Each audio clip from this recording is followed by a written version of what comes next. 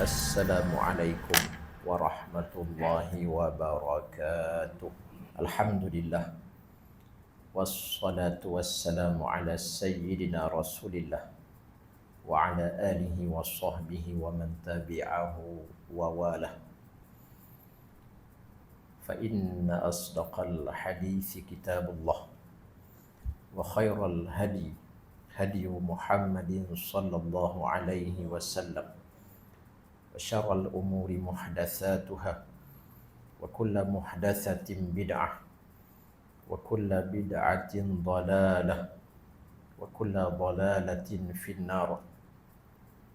اللهم صل وسلم وبارك على مولانا محمد النور المذهب للنسيان بنوره وعلى آله في كل لمحة ونفس عدد ما وسعه علم الله وبعد. Yang bahagia Cikgu Azhar, pengerusi Surau Al-Ikhwan, seluruh jawatan kuasa tadbir masjid yang dirahmati Allah, khususnya muslimin, muslimat, hadirin, hadirat yang dirahmati Allah sekalian. Kita sambung pada malam Jumaat yang penuh barakah ini tafsir surah An-Nazi'at, yang mana pada pertemuan terakhir kita sebelum ni, tuan-tuan, puan-puan, kita berhenti pada ayat yang ke-33. Maka malam ini insya-Allah kita akan selesaikan tafsir surah ini sehingga ayat yang ke-46. Kita mulakan dengan ayat yang ke-34, iaitulah firman Allah ba'da a'udzu billahi minasyaitonir rajim. Fa idza ja'atit tammatul kubra, maka apabila telah datang malapetaka yang besar. Tammah membawa maksud malapetaka. Al-kubra yang besar. Malapetaka yang besar yang dimaksudkan di sini, tuan-tuan, iaitulah hari kiamat. Maka hari kiamat disifatkan oleh Allah di sini sebagai hari yang mengandungi malapetaka yang besar. Kalau kita perhatikan ayat ni, Allah sebenarnya tujukan secara khusus kepada golongan yang engkar dengan hari kebangkitan. Walaupun secara umum peringatan terhadap hari kiamat tu terhadap kita juga. Kita semua orang yang beriman juga perlu mengambil peringatan terhadap malapetaka dan huru-hara hari kiamat. Tapi bila Allah tujukan khusus kepada mereka yang masih engkar di zaman Nabi SAW di kota Mekah ketika itu, maka Allah sifatkan hari kiamat itu dengan sifat yang boleh memberi kegerunan kepada mereka. Setelah semua yang Allah sebut di belakang ini, bagaimana Allah menceritakan tentang kisah Nabi Musa AS dan Fir'aun. Kemudian Allah ceritakan pula mengenai betapa mudah bagi Allah menciptakan alam semesta. Lalu Allah berpindah kepada hari akhirat, hari kiamat, yang mana Allah sifatkan hari itu mempunyai malapetaka yang cukup besar. Maknanya setelah kalian mendengar bagaimana kisah Nabi Musa AS dan Fir'aun. Fir'aun dan keangkuhannya, umurnya panjang 400 tahun lebih. Akhirnya Allah tenggelamkan dia dalam keadaan terhina di Laut Merah. Dan tak berguna kerajaannya, kekuasaannya ketika mana dia engkar, ketika mana dia angkuh, menolak ajaran Nabi Musa AS. Dan setelah kita membaca bagaimana Allah menciptakan langit, bumi dan seluruh alam semesta dengan begitu mudah, masih engkar juga terhadap hari kiamat, maka ini satu amaran daripada Allah. Dan bila datang hari yang mengandungi malapetaka yang besar, yauma yatadzakkarul insanu ma sa'a. Bagaimana sifat hari itu? Iaitulah hari yang pada ketika itu manusia akan teringat apa yang telah dikerjakannya. Dekat dunia ni mungkin orang-orang yang jahat, dia buat-buat tak ingat apa yang dia buat. ataupun mungkin mereka cuba sembunyikan semua bentuk kejahatan yang mereka buat. Bahkan ada di sana golongan yang buat jahat, dia tak rasa benda tu jahat. Dia buat jahat. Yang ni yang paling bahaya lah. Dia buat jahat, tapi dia rasa benda tu macam tak ada apa-apa. Tapi di sana kelak, di hari akhirat kelak, setiap manusia, setiap insan tidak akan terkecuali, dia akan teringat apa yang dia buat di dunia dahulu. Sebab apa? Sebab pada ketika itu, yang dia nak cari ialah pahala daripada semua bentuk amalan yang dia buat. Maka orang baik akan teringat semua bentuk kebaikan yang dia buat, sebab dia berharap ganjaran pahala di sisi Allah. Sebaliknya mereka yang derhaka, mereka yang kufur, mereka yang hidup bergelumang dengan maksiat, dia akan teringat balik semua bentuk kejahatan yang dia buat. Kerana apa? Kerana pada ketika itu semua kejahatannya akan diperlihatkan dan dibalas dengan balasan yang setimpal terhadapnya. Akhirat ni semua akan diperlihatkan. Faman ya'mal mithqala dzarratin khairan yarah. Maka sesiapa yang beramal mithqala dzarrah, walaupun seberat zarrah, kebaikan yarah, dia akan lihat. Maksud lihat apa? Dia akan lihat balasan kebaikan yang dia buat, walaupun cuma seberat zarrah. Sebaliknya, وَمَنْ يَعْمَلْ مِثْقَالَ ذَرَّةٍ شَرًّا يَرَهُ. Dan sesiapa yang beramal walaupun seberat zarrah keburukan, dia pasti juga akan melihat balasan yang setimpal dengan keburukannya itu. Melainkan kalau dia bertaubat. Nampak tuan?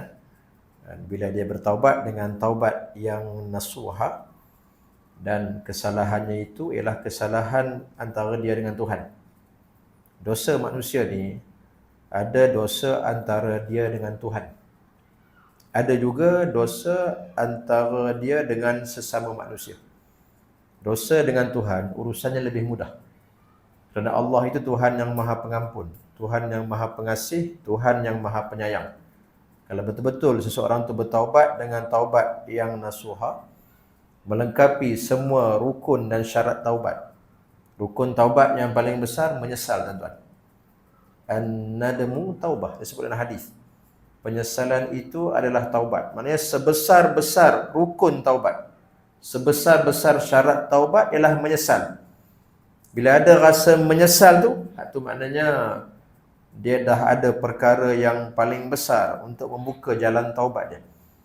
Dan kemudian rukun yang kedua ialah al-iqla'. Dia kena cabut. Dia kena berhenti terus daripada kejahatan yang dilakukan. Kalau sekadar menyesal, dia menyesal tapi masih buat lagi kejahatan tu, tu belum cukup lagi.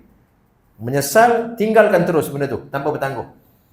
Dan rukun ataupun syarat taubat yang ketiga ialah al-azmu, berazam. Tidak mahu kembali kepada kejahatan yang dia dah lakukan tu. Cukup 3 syarat ataupun 3 rukun ni, dia bertaubat dengan taubat yang nasuha, insya-Allah Allah akan terima. Besar macam mana pun dosa dia, tapi yakinlah rahmat dan pengampunan Allah jauh lebih besar. Tapi masalahnya tuan, bila dosa tu kategori dosa yang berkait dengan manusia, ini susah. Bila berkait dengan manusia, dia mesti selesaikan dengan manusia. Dan manusia ni kita pun tahu tuan-tuan, manusia ni dia bukan Maha Pengampun, Maha Pemaaf. Nampak? Itu isu tang tu. Dengan manusia kena selesai dengan manusia tu. Ada perkara yang perlu kita minta maaf, ada perkara yang mungkin perlu minta halal, ada perkara yang mungkin perlu ganti balik. Tuan dia kata tak kira, hang kena ganti balik.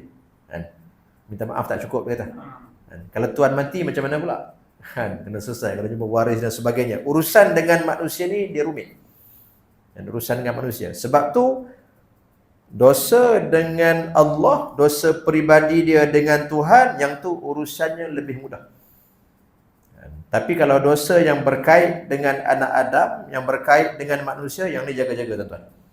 Sebab tu kita ni teruk macam mana sekalipun, jangan sampai kita menzalimi manusia. Jangan sampai kita menganiaya orang lain, makan hak orang lain, makan harta orang lain dan sebagainya. Sebab yang tu urusannya berat. Mesti selesai dengan manusia tu. Dengan Allah, insya-Allah. Kalau betul taubat kita dengan taubat nasuha, Allah akan ampunkan. Tuan-tuan pernah dengar kisah Abu Nuwas? Orang Melayu panggil Abu Nawas. Abu Nuwas. Dan Abu Nuwas ni dulu saya pernah ditanya soalan. Ketika saya mengajar di satu tempat, ada yang bertanya mengenai Abu Nawas ataupun Abu Nuwas. Orang Melayu panggil Abu Nawas lah. Dan adakah Abu Nuwas ni dia seorang alim, seorang ulama? Dan adakah benar kisah ketika dia meninggal dunia, Imam Asy-Syafi'i rahimahullah tak mau salat jenazah ke atas dia? Baik. Yang pertama, Abu Nuwas ni memang dia seorang yang berilmu. Dari sudut keilmuan dia, itu memang diakui. Dia bermula dengan ilmu bahasa Arab, ilmu sastra, syair dan sebagainya. Dan sehingga dia menguasai syair.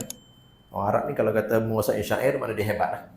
Dari sudut penguasaan bahasa dia hebat. Kemudian dia berpindah pula kepada pengajian ilmu fiqh, ilmu hadis. Sehingga dikatakan dia menguasai masalah khilaf. Fiqh ni tuan, kalau menguasai masalah khilaf, mana mahir tu. Itu label-label, kalau tak mufti pun bawah sikit pada mufti. Menguasai masalah khilaf. Dan dikatakan dia mengaji ilmu hadis sehingga dia boleh bezakan periwayatan hadis yang berbilang. Mana kalau tak sampai label ataupun tahap muhadis, mana dia bawah sikit lah. Begitu. Nak cerita dia alim. Sehingga Imam Syafi'i pernah mengatakan, kalau bukanlah sebab kefasikan Abu Nuwas ni, nescaya Imam Syafi'i nak mengaji dengan dia. Mana kalau Imam Syafi'i kata nak mengaji dengan dia tu, mana memang alim. Memang alim sungguh. Maka soalan yang pernah ditanya kepada saya, adakah Abu Nuwas ni orang alim? Jawapannya dari sudut ilmu, betul. Cuma dia ni terkenal dengan kefasikannya. Sebab tu Imam Syafi'i kata, Imam Syafi'i tak mau mengaji dengan dia bukan sebab dia tak alim, tapi sebab kefasikan dia. Dia terkenal sebagai seorang yang suka berpoya-poya, sehingga dia pernah ditangkap oleh khalifah ketika itu, Harun Ar-Rasyid. Zaman tu zaman Abbasiyah. Abu Nawas ni ataupun Abu Nuwas ni dia senior sikit pada Imam Syafi'i. Sebab tu Imam Syafi'i kata, kalau kata dia ni bukan sebab fasik, saya aku nak mengaji kan, dia senior sikit pada Imam Syafi'i. Zaman Khalifah Harun Ar-Rasyid ketika itu.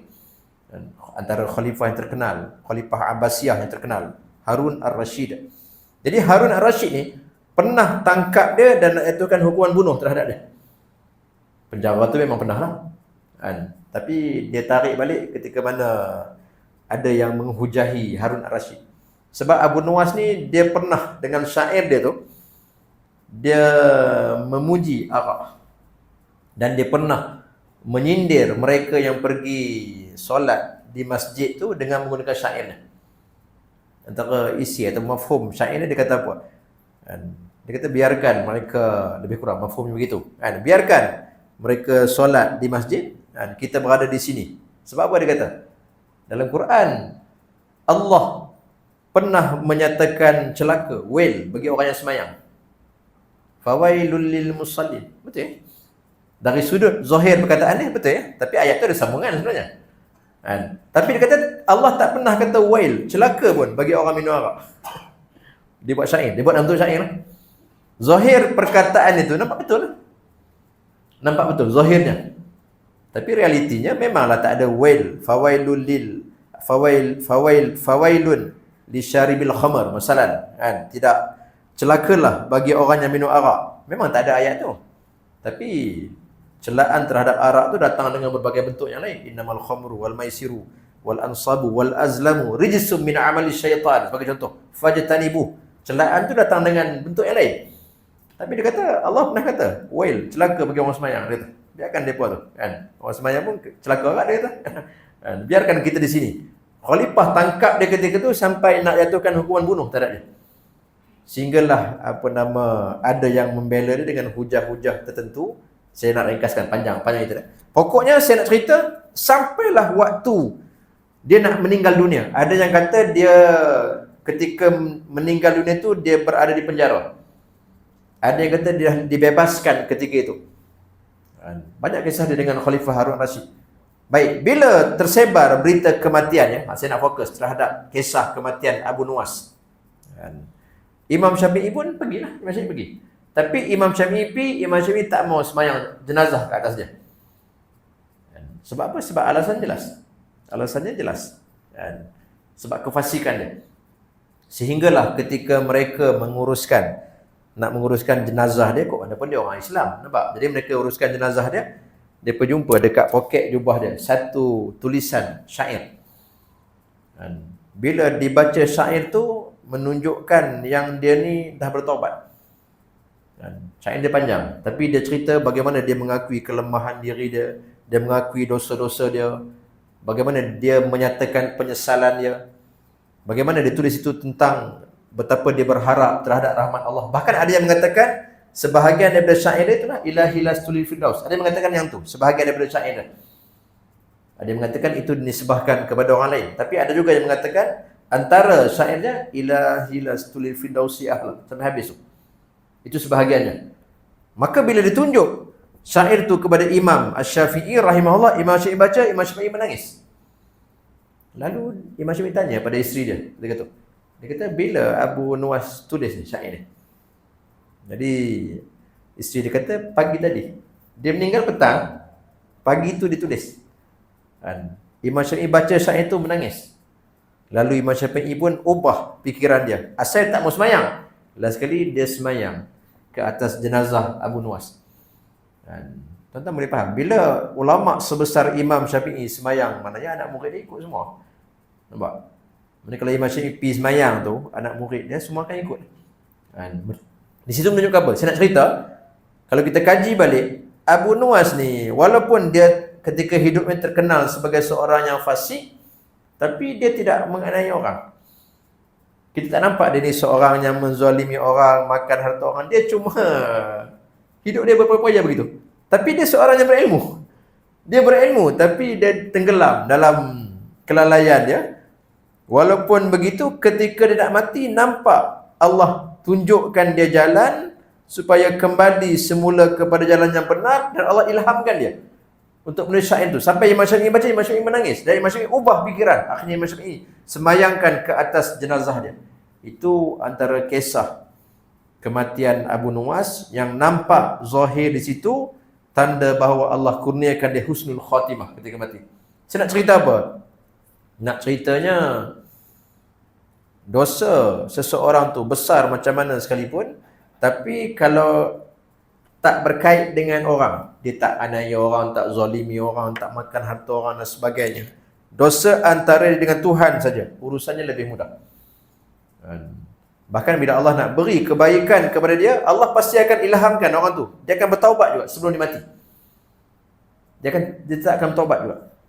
Bahkan dalam hadis, sebuah hadis yang panjang, ada Nabi cerita, ada orang yang dah beramal dengan amal kejahatan sehingga kelihatan seolah-olah antara dia dengan neraka tu dah nak masuk sikit lagi. Tapi bila nak mati, Allah ubah dia. Sama juga sebaliknya. Ada orang yang beramal kebaikan, na'udzubillah, jadi kita takut. Sehingga kan seolah-olah dia dengan syurga tu sangat dekat. Tiba-tiba bila nak mati, terkadih.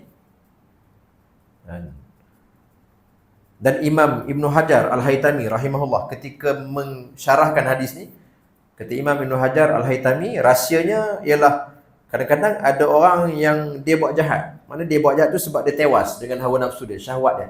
Tapi ada kebaikan dalam diri dia yang Allah pandang. Nampak tuan? Ada benda baik yang pada diri dia tu yang Allah suka, menyebabkan Allah akan gerakkan dia juga untuk bertaubat sebelum dia mati, supaya dia dapat husnul khatimah. Kadang-kadang mungkin dia seorang yang berpoya-poya dan sebagainya, tapi mungkin dia tu seorang yang pemurah, mungkin dia tu seorang, dia ada benda baik yang dia buat yang Allah suka pada diri dia tu. Kan? Sebaliknya sama juga. Mungkin ada orang yang nampak zahirnya macam ahli ibadat, nampaknya begitu, seorang yang taat, tapi ada perkara yang buruk pada dia tu yang Allah tak suka. Mungkin dia tu seorang yang angkuh, seorang yang sombong, seorang yang suka meremehkan orang lain. Jaga-jaga tuan-tuan. Kita kena ambil pengajaran kisah iblis macam mana. Kadang-kadang perkara tu tersembunyi selama ni, tapi Allah tahu. Allah tak suka benda tu pada dia. Akhirnya Allah jadikan dia ketika nak mati, dia terbalik, akhirnya mati dalam su'ul khatimah. Na'udzubillah. Itu rahsia yang disyarahkan oleh Imam Ibn Hajar Al-Haytami. Kenapa ada orang yang nampak macam baik hidup dia, tapi ketika nak mati, mati dalam keadaan tak elok. Dan kenapa di sana ada orang-orang yang permulaan hidupnya penuh dengan maksiat dan sebagainya, tiba-tiba nak mati, mati dalam keadaan yang elok. Dia ada berkait dengan apa yang dia sembunyikan dalam diri dia. Bila ada kebaikan pada diri dia tu, yang Allah redha dengan benda tu, Allah pasti akan menggerakkan dia juga supaya dia layak dapat kebaikan yang sempurna di sisi Allah. Sama juga, bila ada benda yang Allah tak redha pada diri dia, walaupun nampak zahir dia seorang ahli taat, ahli ibadat, tapi jiwanya mungkin penuh dengan keangkuhan, penuh dengan ego, penuh dengan takabur. Seperti iblis. Akhirnya Allah pasti akan menjadikan dia mati dalam keadaan yang tidak elok. Na'udzubillah min zalik. Itu pengajaran. Cerita Abu Nuwas ni di antara pengajaran bagaimana seorang yang hidupnya sebelum itu bergelumang dengan dosa dan maksiat, tapi bila ada kebaikan pada diri dia yang Allah pandang, sama juga dia tak ada pun dia menyakitkan orang ataupun melukakan orang ataupun dia menzalimi orang lain, menganiaya dan sebagainya. Akhirnya Allah gerakkan dia juga untuk bertaubat dengan taubat yang nasuha sebelum mati. Bahkan siap boleh tulis pula syair dan diakui sendiri oleh imam sebesar Imam Asy-Syafi'i rahimahullah. Itu contoh. Tapi bukanlah maksud kita kata kita suruh buat jahat, tak apalah nanti nak mati kita bertaubat. Tak, bukan begitu maksudnya. Kan? Cuma nak cerita pengajarannya apa? Pengajarannya bahawa betapa besarnya rahmat Allah, pengampunan Allah. Maknanya orang tu buat salah macam mana pun, selagi dia tak ada kena-mengena dengan orang lain, dia dengan Tuhan, harapan dia masih ada lagi. Kena ingat tau. Tapi kalau kata dosa yang berkait dengan manusia, yang ni rumit. Yang ini rumit. Sebab urusan tu perlu diselesaikan dengan manusia. Balik semula kepada ayat tadi. Allah beritahu, yauma yatadzakkarul insanu ma sa'a. Pada hari itu semua manusia teringat balik apa yang pernah dia kerjakan sewaktu dia hidup di dunia dahulu. Dia akan teringat balik. Allah gunakan kalimah sa'a. Sa'a bermaksud benda yang dia amalkan memang dengan niat dia, memang dengan qasad dia, dengan tujuan dia. Benda yang dia usahakan, yang dia kerjakan. Bukan benda yang kadang-kadang dia buat dan kadang tak sengaja. Nampak? Dia berusaha ke arah tu. Kalau orang yang baik memang dia berusaha nak buat baik tu. Dia berusaha nak main masjid, nak solat jemaah, nak duduk dalam majlis ilmu dan sebagainya. Dia berusaha. Dia berusaha untuk infak dan sebagainya. Sama juga. Orang yang jahat tu dia berusaha ke arah tu. Dia akan teringat balik semua benda yang dia usahakan. Wa burrizatil jahimu liman yara. Dan pada hari itu juga diperlihatkan neraka jahim dengan jelas kepada setiap mereka yang melihat. Apa maksud neraka tu akan diperlihatkan kepada semua yang melihat? Maknanya semua akan melihat neraka jahim. Sebab di sana tuan-tuan, orang yang buta pun dia akan melihat di sana. Dia akan melihat di sana. Baik. Dia mahsyar ni, dia satu tempat yang sangat luas. Kita tengok sebelah kanan, tengok sebelah kiri, tengok sebelah belakang, kita tak nampak dia punya hujung. Mahsyar. Mahsyar ni semua manusia dan jin akan dihimpunkan di mahsyar. Dibangkitkan, kemudian dihalau untuk dihimpun di mahsyar. Nak tak nak kena pergi situ. Tengok kanan, tak nampak hujung. Macam kita berada di lautan yang luas. Tengok belah kanan, tak nampak hujung. Tak nampak darat. Mahsyar begitu kan. Tengok kiri, tak nampak hujung. Tengok kanan, akan nampak kebaikan kita. Tengok kiri, kita akan nampak keburukan kita. Na'udzubillah. Tengok belakang pun tak nampak hujung. Tapi tengok depan, kita akan nampak apa? Kita akan nampak julangan api neraka. Pasal apa kat depan nampak? Nak ceritanya tuan-tuan, betapa dahsyatnya julangan api neraka tu. Walaupun mahsyar tu luas, boleh nampak dari tempat yang jauh. Contoh kat dunia ni kan, kalau kata kebakaran kecil-kecil ataupun letupan kecil, kita duduk jauh tak nampak dah. Tapi kalau kata itu kebakaran yang besar, letupan yang kuat, gunung berapi dan sebagainya, mungkin dari jarak ratusan batu, bahkan mungkin ribuan batu boleh nampak. Paling kurang pun nampak asap dia. Tuan-tuan bayangkan, neraka ni satu tempat yang sangat dahsyat. Tengok ke depan, pasti akan dapat melihat julangannya. Sebab tu Allah sebut wa burrizatil jahimu liman yara. Neraka itu akan diperlihatkan dengan jelas kepada setiap orang yang melihat. Semua akan lihat di depan. Maknanya semua akan dipenuhi dengan kegerunan, kecemasan, perasaan cemas, melainkan mereka yang dikehendaki Allah untuk berasa aman. Fa amma man tagha wa atharal hayatad dunya. Maka adapun orang yang melampaui batas. Apa maksud melampaui batas?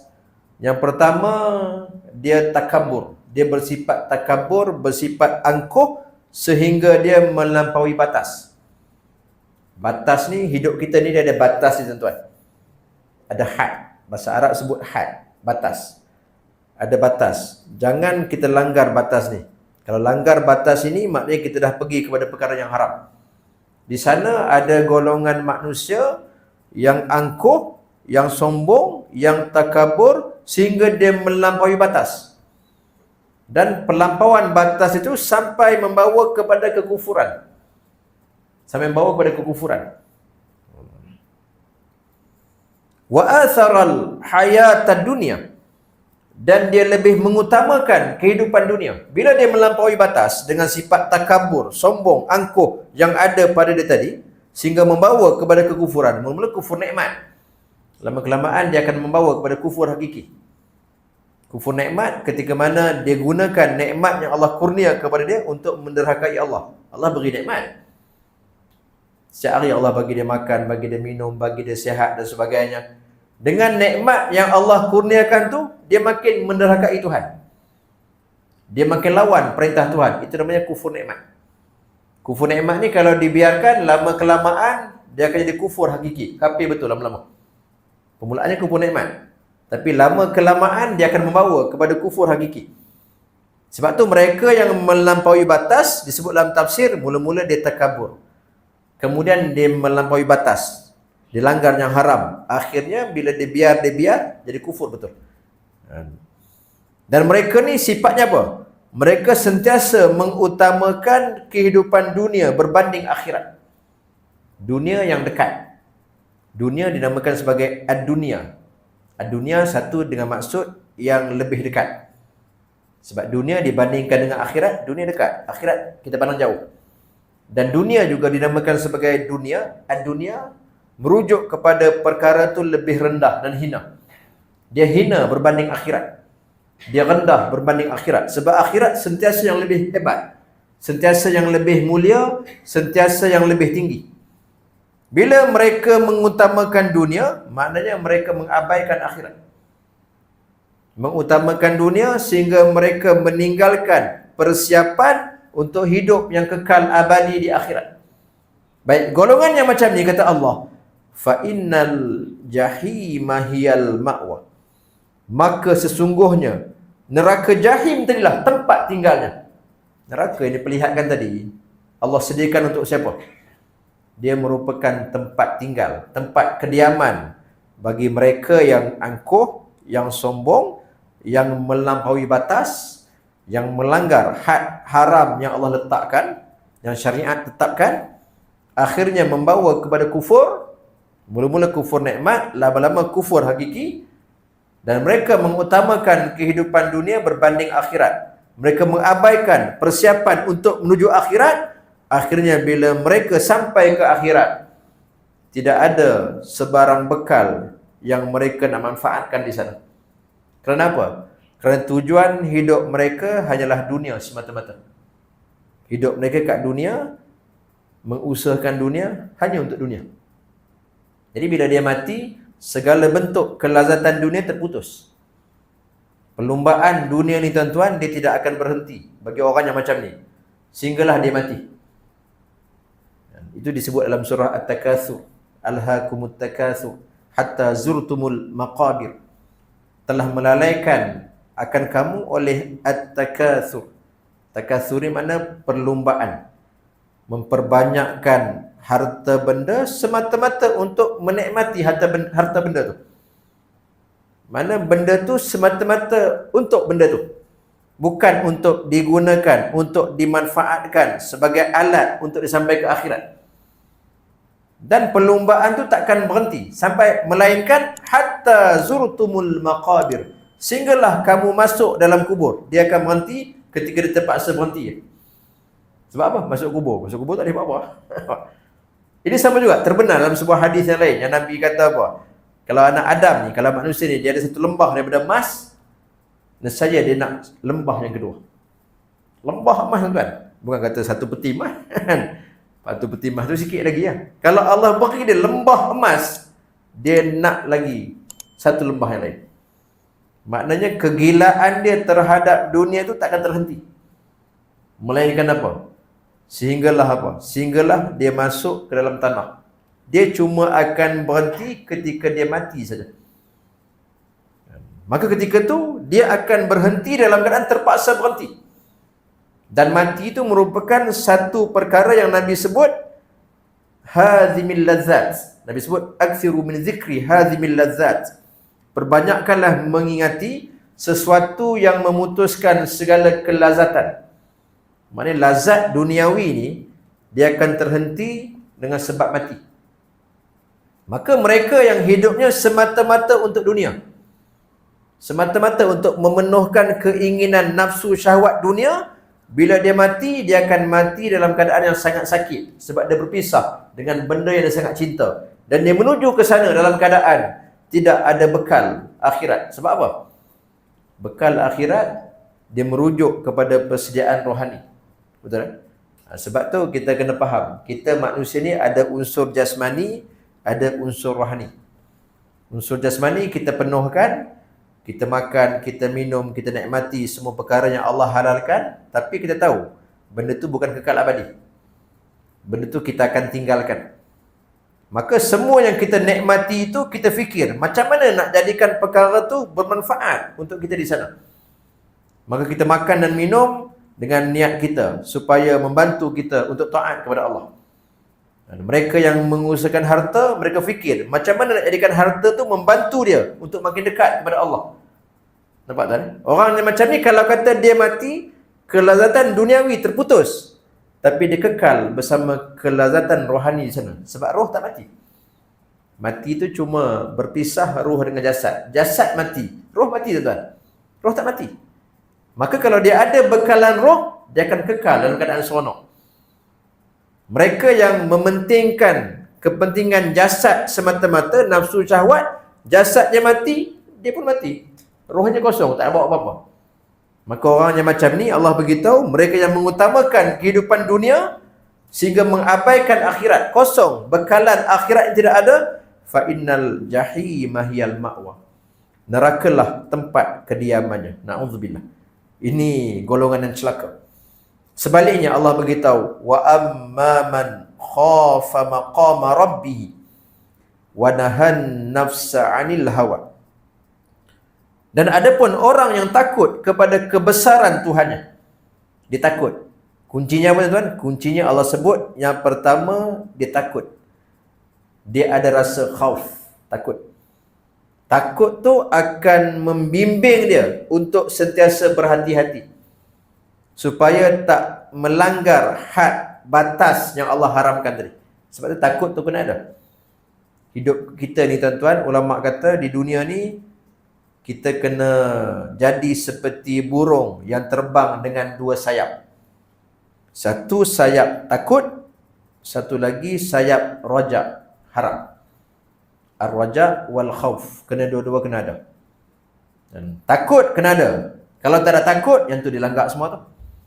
Tak ada takut, yang tu dia bercakap ikut suka dia tu, tanpa memikirkan halal dan haram. Tapi bila dia takut, dia akan fikir. Sebelum dia bercakap, dia akan fikir. Sebelum dia berbuat, dia akan fikir. Ketakutan tu akan menjadikan dia tak berani melanggar batasan, sempadan yang Allah tetapkan. Dia tak berani pergi lampu merah tu. Kan? Nampak kuning pun dia tak berani dah sebab takut. Kalau orang tak takut tuan, merah ke dia, sebab apa? Tak takut. Orang yang takut bukan kata merah, nampak kuning dia berhenti ya. Sebab apa? Sebab ada takut. Nampak tuan? Bukan kata haram. Benda yang makruh, benda yang nak menuju ke haram pun, dia berhenti dah. Tak boleh, dia kata. Sebab apa? Sebab kalau dia ambil, lama-kelamaan dia akan terlajak. Dia khawatiri dia akan terlajak.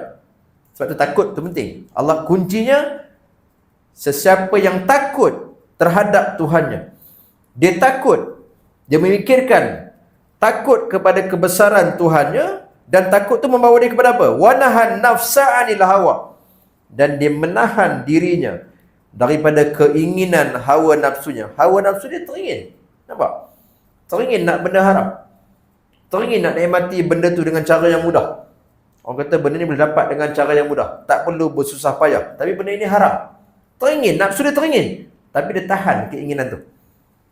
Perasaan takut dia bila memikirkan kebesaran Allah, keagungan Allah, menyebabkan dia tak berani ambil perkara yang Allah haramkan tu, walaupun nafsu dia teringin, syahwat teringin. Maka orang yang macam ni tuan-tuan, Allah beritahu macam mana? Fa innal jannata hiyal ma'wa. Maka sesungguhnya syurgalah tempat tinggalnya. Dari ayat, dua ayat dan sebelumnya ni kita faham pun tuan-tuan, kunci bagi mereka yang nak jadi ahli syurga, yang pertama dia mesti ada takut kepada Allah. Dan yang kedua, dia tahan, dia ada kekuatan untuk menahan nafsu syahwat dia. Manakala kunci bagi mereka yang nak celaka, yang nak jadi ahli neraka, apa dia? Iaitulah tadi, yang pertama apa? Dia melampaui batas. Kemudian dia mengutamakan kehidupan dunia. Itu kunci dia. Bila mereka melampaui batas, tak perlu dia halal haram, mengutamakan dunia, itu ada ciri-ciri mereka yang nak jadi penghuni neraka. Sebaliknya, mereka yang ada perasaan takut terhadap Allah, dia sentiasa memikirkan kebesaran Allah, keagungan Allah. Dan orang macam ni, dia sentiasa mengekang hawa nafsu dia, keinginan hawa nafsu dia yang bertentang dengan apa yang Allah perintahkan, apa yang Allah gariskan, apa yang ditetapkan oleh syariat Islam. Maka orang yang macam ni ada ciri-ciri mereka yang nak jadi penghuni syurga. Baik, selesai itu. Kemudian ayat seterusnya, ayat 42, Allah sebut yas'alunaka 'anis sa'ati ayyana mursaha. Mereka bertanya kepadamu wahai Muhammad sallallahu alaihi wasallam mengenai kiamat, as-sa'ah, kiamat. Apa yang mereka tanya? Ayyana mursaha, bilakah terjadinya? Mereka ni siapa? Mereka ni dia merujuk kepada golongan musyrikin di kota Mekah. Seperti mana disebut oleh Abdullah bin Abbas radhiyallahu anhuma, orang musyrikin Mekah bertanya Nabi SAW, bila berlaku kiamat ni? Dan tujuan mereka bertanya itu ialah istihzaan, memperolok-olokkan, mengejek-ngejek. Tanya tu bukan sebab nak tahu apa. Tanya bukan sebab tanya sebab nak nuntut ilmu. Tanya tu sebab nak mengejek-ngejek, nak memperolok-olokkan Nabi. Mereka tak percaya. Tapi saja tanya, bila kiamat ni? Bila? Jadi tanya tu soalan macam mempersenda-sendakan. Lalu Allah turunkan ayat ni. Mereka bertanya kepada engkau wahai Muhammad, bila hari kiamat ni? Bila berlaku ni? Maka Allah balas, fima anta min zikraha. Kita habis sikit ni surah ni. Fima anta min zikraha. Untuk apa engkau perlu menyebutkannya? Nampak? Jadi Allah bagi tahu, Allah suruh bagi tahu pada mereka. Apa kepentingan engkau nak bagi tahu kepada mereka bila berlaku kiamat? Sebab apa? Sebab fokus utama kita ialah buat persiapan untuk hari akhirat. Bukan fokus kita sibuk bila berlaku ni, bila berlaku. Nampak tuan? Macam senario yang berlaku di akhir zaman. Ada golongan yang sibuk duk kaji, agak-agak bila Dajjal keluar, agak-agak bila. Yang lebih penting apa tuan? Yang lebih penting kita buat persiapan iman kita. Nampak? Bukan yang penting sangat tu kita kaji tahunnya bila akan berlaku benda ni. Tak salah kaji benda tu. Tapi kalau semata-mata bersibuk dengan benda tu, kita abaikan perkara yang lebih penting, itulah persiapan iman kita, hak tu tak guna tuan-tuan. Nampak? Hari kiamat, kita belajar tanda-tanda kiamat, kecil, besar, tak ada masalah, bagus. Itu adalah ilmu yang penting. Tapi adakah kepentingan itu mengatasi kepentingan kita buat persiapan untuk hidup sesudah berlaku kiamat? Nampak? Sebab tu fokus yang paling penting bukan tanya bila kiamat. Dia tanya kiamat bila kiamat. Kan? Kiamat bila? Persiapan tak buat pun. Beriman tak pun. Sebab tu Allah beritahu apa pentingnya. Engkau beritahu kepada mereka kiamat tu bila? Ila rabbika muntahaha. Kepada Tuhanmu dikembalikan kesudahannya. Maknanya ketentuan waktu kiamat ni hakikatnya hanya Allah yang tahu. Dia antara perkara yang Allah khususkan. Hanya Allah yang maha mengetahui. Innallaha indahu ilmus sa'ah. Sesungguhnya Allah itu di sisinya ilmu, pengetahuan tentang hari kiamat. Bila berlaku kiamat, hanya Allah yang maha mengetahui. Nabi boleh beritahu tanda-tandanya berdasarkan wahyu. Tanda kecil, tanda besar. Bahkan harinya pun Nabi beritahu, hari Jumaat.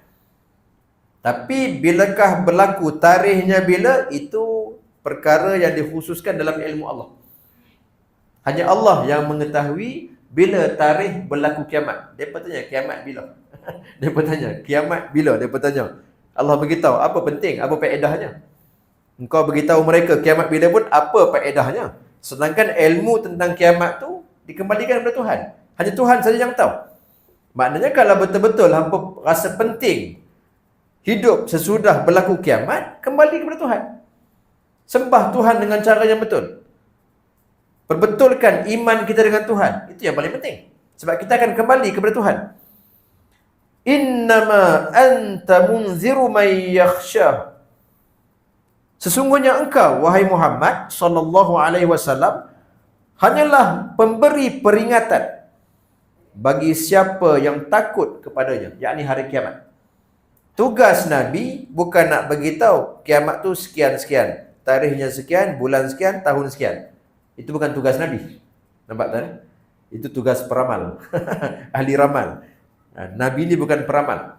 Tugas Nabi nak beri peringatan supaya kalian takut dengan hari kiamat, lalu buat persiapan yang cukup untuk menghadapi hari itu. Itu tugas Nabi. Tugas Nabi memberi peringatan, tunjukkan kita jalan, macam mana cara nak selamat di sana. Itu tugas Nabi. Bukan tugas Nabi nak beritahu kiamat tu bila tarikhnya. Itu bukan tugas Nabi. Ka'annahum. Lalu Allah simpulkan ayat terakhir dalam surah An-Nazi'at. Allah simpulkan pertanyaan mereka tu tak perlu dijawab, tapi Allah simpulkan kiamat tu macam mana, kiamat dan hari akhirat yang akan ditempuhi sesudah itu. Ka'annahum yawma yarawnaha lam yalbathu illa 'ashiyatan aw duhaha. Seolah-olah mereka itulah orang-orang yang engkar terhadap hari kiamat tu. Pada hari mereka menyaksikannya, kalau Allah berikan mereka saksikan perkara itu, mereka merasakan apa? Mereka merasakan seakan-akan, seolah-olah mereka tinggal di dunia ini hanya sekadar sedikit waktu pada waktu petang ataupun pada pagi hari. Nak ceritanya betapa dahsyatnya hari kiamat itu dan hidup sesudah itu. Bila mereka menyaksikan situasi itu, mereka rasa rupanya hidup kat dunia ni sat. Umpama macam hidup pada waktu petang yang sat. Kalau macam kita ni, umpama lepas waktu asar kita duduk. Kita duduk sambil-sambil kena kopi. Nampak? Ataupun pada waktu pagi. Pergi menyorok, kena roti canai, kena teh tarik, selesai balik. Hidup kat dunia tu macam tu je rupanya. Hak jangan duk pulun sangat tu. Jangan duk pulun sangat. Jangan duk siang malam pagi petang cari dunia tu. Kan? Rumah kata pergi, kubur kata mari. Tapi fikirannya dunia. Dunia semata-mata tu. Bila Allah perlihatkan kedahsyatan hari akhirat, hari kiamat dan hari akhirat, mereka merasakan kat dunia hidup sat sangat. Maka orang yang engkar terhadap hari kiamat, yang engkar terhadap hari akhirat, akan menyesal dengan penyesalan yang teramat sangat. Sebab hidup yang singkat, umpama macam duduk pagi-pagi mengetih, kena roti, kena teh tarik, ataupun lepas asar, duduk sat. Hidup tu mereka penuhkan dengan perkara-perkara yang langsung tidak membantu hidup yang kekal abadi di sana. Sebaliknya tuan-tuan, puan-puan, bagi mereka yang beriman, mereka yang bertakwa, mereka yang beramal soleh, mereka akan rasa gembira di sana. Sebab apa? Rupanya ujian yang Allah uji mereka, segala keperitan, kesabaran mereka dunia ni, sat saja rupanya. Sikit sangat. Orang beriman pasti akan diuji. Dan hidup kita ni tuan-tuan, dia perlu kepada kesabaran. Sabar dalam melaksanakan taat. Taat ni perlu sabar. Sabar dalam meninggalkan maksiat. Nak tinggal maksiat pun perlu sabar. Sabar dalam menghadapi bala dan musibah. Jadi hidup kita ni, dia perlu kepada kesabaran. Dan tak mungkin orang hidup dalam keadaan tak berhajat kepada sabar. Hidup kita sabar. Sabar buat taat. Sabar tinggal maksiat. Sabar menghadapi musibah dan bala tu. Bila mati, bertemu dengan Tuhan, dibangkitkan. Di sana kita rasa, sat jawapannya. Macam duduk satu waktu pagi atau waktu petang. Itu saja, sat saja. Dan maka, kita rasakan di sana nikmat yang Allah beri kekal abadi di sana, menyebabkan kita tak rasa langsung sebarang kesusahan di dunia. Sama juga mereka yang engkar terhadap hari akhirat, bila mereka melihat huru-hara kedahsyatan di sana, mereka akan merasakan semua bentuk nikmat yang mereka nikmati di dunia dulu, dalam keadaan mereka lalai daripada menyembah Tuhan, macam tak ada apa-apa. Nah, itu kesimpulan yang Allah simpulkan tentang betapa dahsyatnya hari akhirat. Maka tak perlulah kita bersibuk bila berlaku kiamat, tarikhnya bila, sibukkan diri kita dengan persiapan untuk menghadapi hari kiamat dan hari akhirat sudah itu. Itu fokus yang jauh lebih penting. Baik, selesai surah An-Nazi'at. InsyaAllah pada pertemuan akan datang tuan-tuan, kita akan bincangkan mengenai surah Abasa. Ya.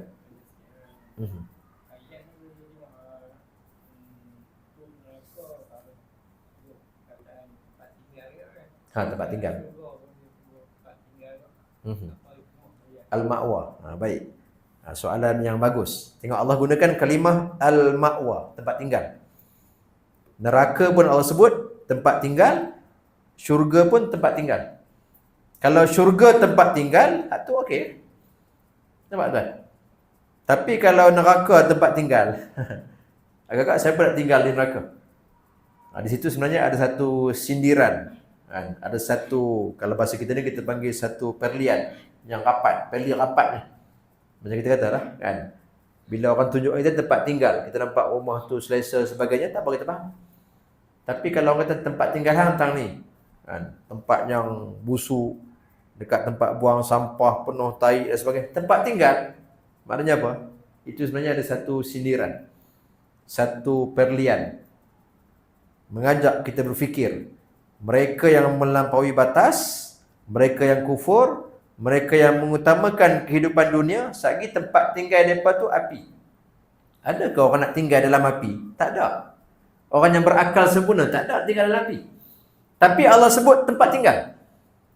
Maknanya apa? Maknanya orang yang dah diperingatkan masih lagi memilih tempat seksa itu sebagai tempat tinggal. Maknanya bodoh sungguh. Bodoh sungguh-sungguh. Nampak tu? Nampak tuan? Jadi kalau kita perhatikan, kalau kita balik dalam surah Al-Fatihah, mereka yang tak mau ikut ajaran Islam ni, dapat kita simpulkan dengan dua sebab. Allah sebut apa? Ghairil maghdubi alaihim waladhdallin. Yang pertama, golongan yang dimurkai ke atas mereka. Sebab apa dimurkai? Disebabkan keangkuhan mereka. Sebab pertama, orang tak mau terima ajaran Islam sebab angkuh, sebab sombong. Dan antara contoh golongan itu ialah Yahudi. Al-maghdubi alaihim asalnya dituju kepada Yahudi. Dan terbenar juga, semua mereka yang angkuh menolak kebenaran Islam, mereka tahu benar, tapi angkuh. Jadi mereka pun sama macam Yahudi, walaupun dia bukan Yahudi.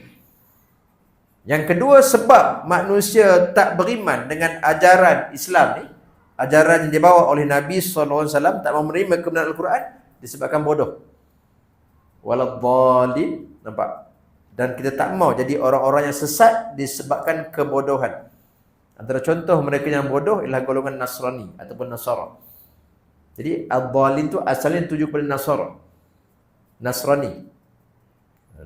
Dan sama juga, semua mereka yang bodoh, yang sesat disebabkan kebodohan mereka, mereka pun terbenar juga, termasuk dalam golongan ad-dhalin walaupun dia bukan Nasrani. Nampak? Nasrani itu Kristian, tuan-tuan.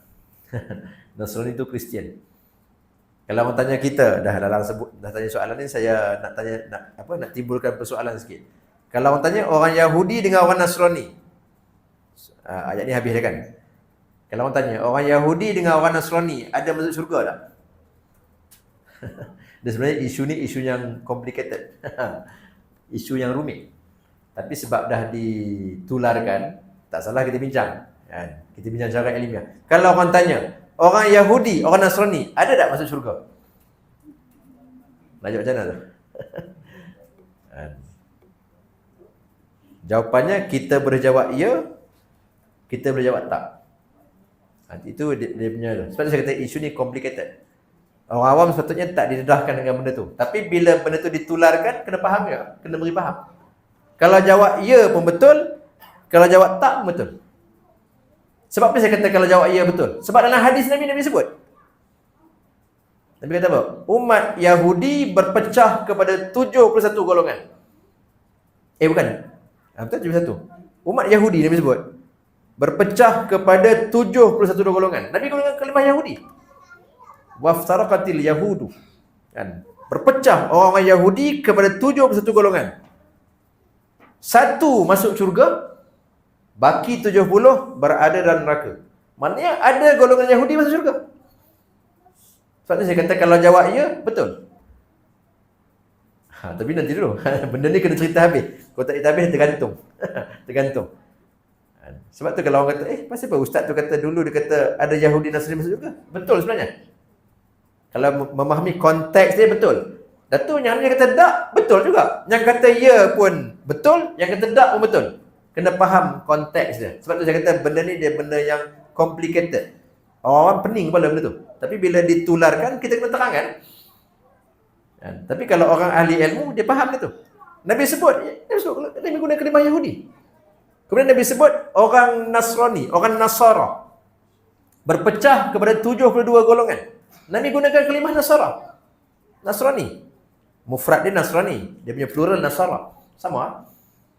72 golongan. Satu dalam syurga, baki 71 lagi dalam neraka. Lepas tu baru Nabi sebut. Dan umat Islam, umat baginda akan pecah pada 73 golongan.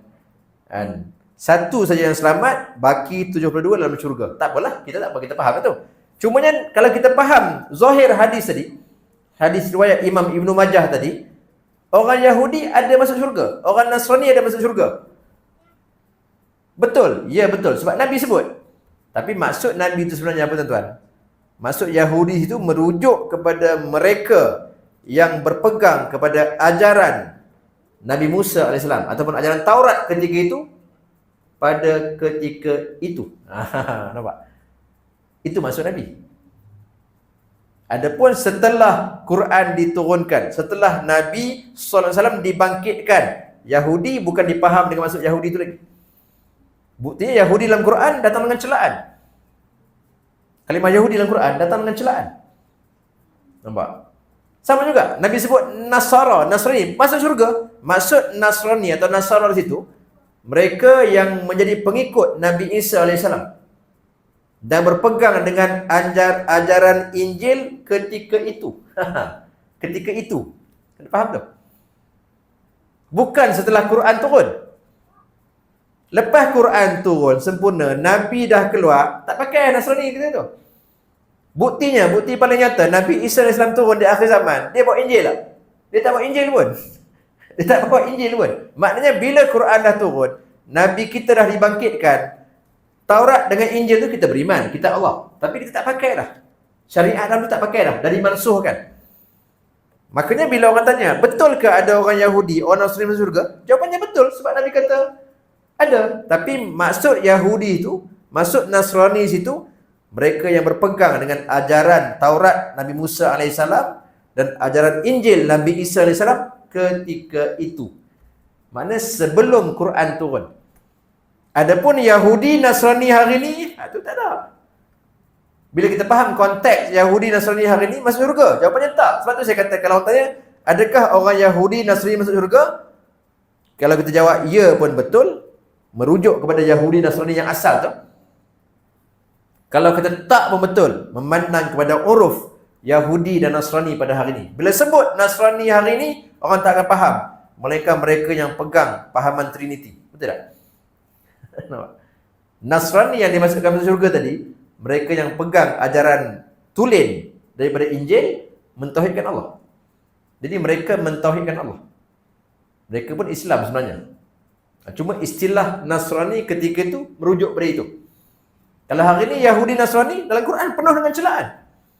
Walan tarda ankal yahudu walan nasara hatta tattabi'a millatahum. Contoh. Orang-orang Yahudi, orang-orang Nasara tidak akan reda terhadap engkau wahai Muhammad sehingga engkau ikut cara hidup mereka. Engkau ikut agama mereka. Maknanya agama mereka lain. Itu Quran. Sebab tu hari ni kalau orang kata boleh kita faham Nasrani hari ni dengan maksud mereka akan masuk syurga, jawapannya tak. Lepas Quran turun, Yahudi Nasrani dia merujuk kepada agama dah. Dia bukan lagi merujuk pada bangsa. Yahudi dulu dia bangsa. Nak cerita Yahudi ni panjang nanti kan. Cuma Yahudi ni cara ringkas dia pecahan daripada Bani Israel. Lama kelamaan Yahudi itu asal Bani Israel dipanggil Yahudi. Asalnya Yahudi ni satu pecahan daripada Bani Israel yang 12 orang tu. Tapi lama kelamaan dia bercampur. Asal Bani Israel Yahudi, asal Yahudi Bani Israel. Sampailah bila Nabi Musa alaihissalam diutuskan membawa Taurat, merujuk orang Yahudi itu kepada Bani Israel yang mengikut ajaran Nabi Musa. Jadi dari sudut bangsa Yahudi tidak ada apa salahnya. Sebab Nabi dan Rasul pun ramai yang Yahudi. Macam saya sebut sebenarnya. Kalau ikut bangsa, Nabi Isa pun bangsa Yahudi, tulen. Tulen Yahudi. Nabi Musa dia bukan tulen Yahuda. Dia daripada Levi. Tapi secara umum dipanggil sebagai Rasul Bani Israel. Kalau ikut tulen bangsa Yahudi, Nabi Isa pun tulen bangsa Yahudi. Bangsa. Nabi Yahya, Nabi Zakaria, tulen bangsa Yahudi. Tapi orang Yahudi bunuh dia. Orang Yahudi bunuh dia.